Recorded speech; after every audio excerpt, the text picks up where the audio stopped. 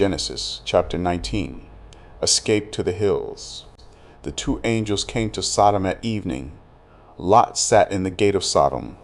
Lot saw them and rose up to meet them. He bowed himself with his face to the earth. And he said, "See now, my lords, please come into your servant's house. Stay all night, wash your feet, and you can rise up early and go on your way." They said, "No, but we will stay in the street all night." He urged them greatly, and they came in with him and entered into his house. He made them a feast and baked unleavened bread, and they ate. But before they lay down, the men of the city, the men of Sodom, surrounded the house, both young and old, all the people from every quarter. They called to Lot and said to him, "Where are the men who came into you this night? Bring them out to us, that we may have sex with them." Lot went out to them to the door and shut the door after him. He said, "Please, my brothers, don't act so wickedly. See now, I have two virgin daughters. Please let me bring them out to you, and you may do to them what seems good to you. Only don't do anything to these men, because they have come under the shadow of my roof." They said, "Stand back." Then they said, "This one fellow came in to live as a foreigner, and he appoints himself a judge. Now will we deal worse with you than with them?" They pressed hard on the man Lot and came near to break the door. But the men reached out their hand and brought Lot into the house to them and shut the door. They struck the men who were at the door of the house with blindness, both small and great, so that they wearied themselves to find the door. The men said to Lot, "Do you have anybody else here? Sons-in-law, your sons, your daughters, and whoever you have in the city, bring them out of the place. We will destroy this place, because the outcry against them has grown so great before Yahweh that Yahweh has sent us to destroy it." Lot went out and spoke to his sons-in-law who were pledged to marry his daughters and said, "Get up, get out of this place, for Yahweh will destroy the city." But he seemed to his sons-in-law to be joking. When the morning came, then the angels hurried Lot, saying, "Get up, take your wife and your two daughters who are here, lest you be consumed in the iniquity of the city."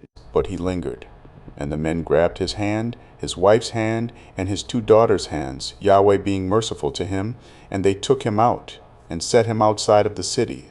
It came to pass, when they had taken them out, that he said, "Escape for your life.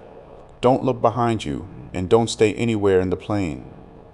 Escape to the mountains, lest you be consumed." Lot said to them, "Oh, not so, my lord.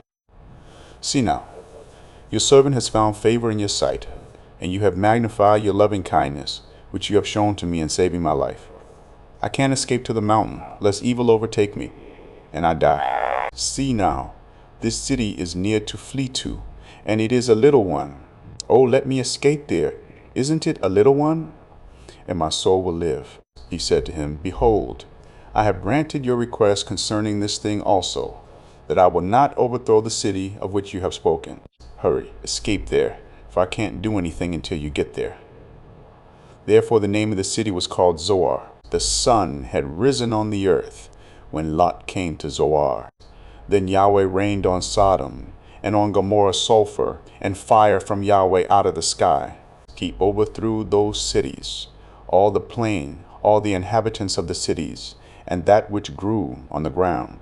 But his wife looked back from behind him, and she became a pillar of salt. Abraham got up early in the morning to the place where he had stood before Yahweh.